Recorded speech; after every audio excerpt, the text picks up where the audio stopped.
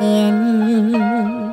Nụ cười đã lâu anh mới thấy, từ ngày đắng cay tim ngủ say, chưa đánh thức bao ngày vừa sáng em ở đây, đêm ngày cho anh thao thức. Và chỉ mong trong cơn say anh có thể thốt nên lời tiếng yêu thương lần đầu khó nói làm sao, nghẹn ngào lời chào bỡ ngỡ từ lần gặp gỡ. Sợ lắm thay khi bên em anh đâu dám trao vội vàng, đã bao lần tình vội đến cũng vội đi.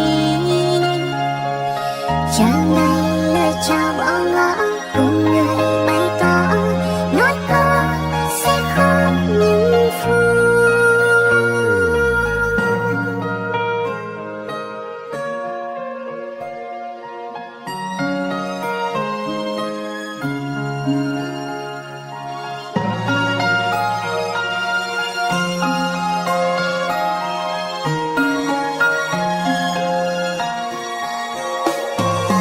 Nụ cười đã lâu anh mới thấy, từ ngày đắng cay em ngủ say, chưa đánh thức bao